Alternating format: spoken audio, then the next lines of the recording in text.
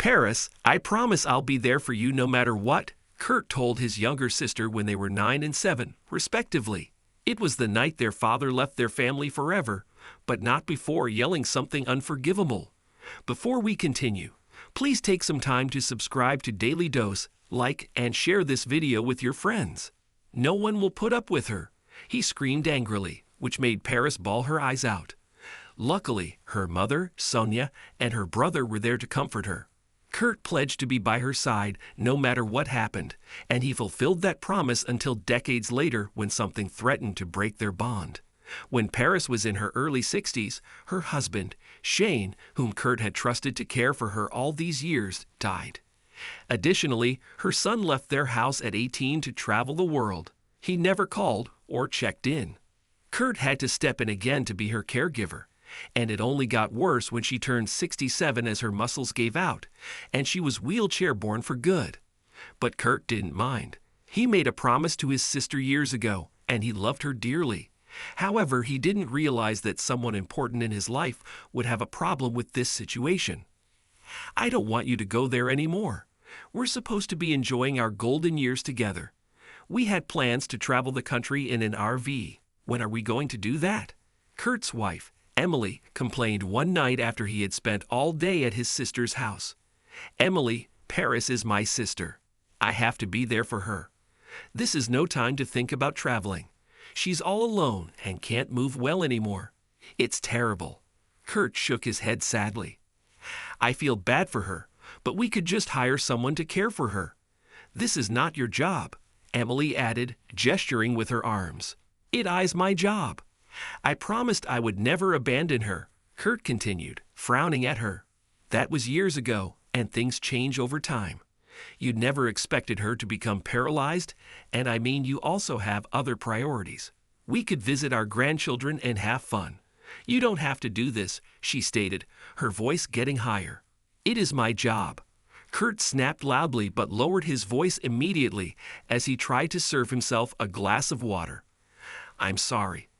I didn't mean to yell at you, but it is my job, and that's final, Emily. No, it's not final. I get a say in this too. It's not fair. My own husband spent all day with his sister when we had many plans for our lives during our retirement. I want a reason why this is happening. We can place her in a private home or something where she won't be alone, and she won't be our burden, Emily shouted back angrily. Burden. Emily, for God's sake, Kurt bellowed, throwing the glass on the floor and flinching as the pieces shattered and flew around their kitchen. Why are you responsible for her? It doesn't make any sense. You've given her money and time and sometimes ignored our other issues all these years, even when Shane was alive. I know your father abandoned the family, but that's not your fault, and it's not your problem or mine for that matter. She's sick. She's been sick all her life. That's why Dad left. He couldn't deal with a sick kid. Emily, Paris has periodic paralysis, and we lived our entire lives watching out for her, because something could go wrong at any time. Kurt revealed, screaming at his wife. The fact that she is alive and only barely lost her movement is a miracle. Emily's eyes were as wide as saucers, and she placed her hand on her mouth. I didn't know she was actually sick. I thought it was old age. You never told me, she muttered, distraught. Paris never wanted people to know. When people find out you're sick, it's like everything changes. She loved you for being her friend and the best sister-in-law, so we decided not to tell anyone else in the family. Even her own son didn't know much. But when he left, Kurt stopped and rubbed his forehead in frustration and added, it was like losing her father again. And when Shane died, it was even worse. Emily filled in the blanks slowly. So she believes she has lost everyone she's ever loved except you and your late mother because of her disease. Exactly. Kurt finally calmed down. You should have told me.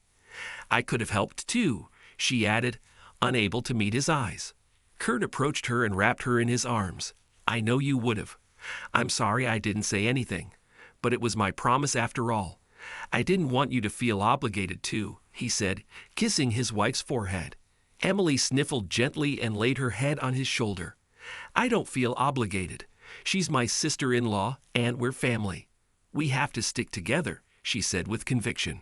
After that, Kurt and Emily stayed quiet for a long time and went to sleep. But the following day, Emily was out the door and ready to help Paris navigate her life. Eventually, they decided she should live with them, and they sold her house to keep up with her medical expenses.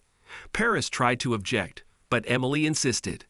The women gabbed like schoolgirls in the mornings every day, but they both tried to make Paris' life seem as normal as possible.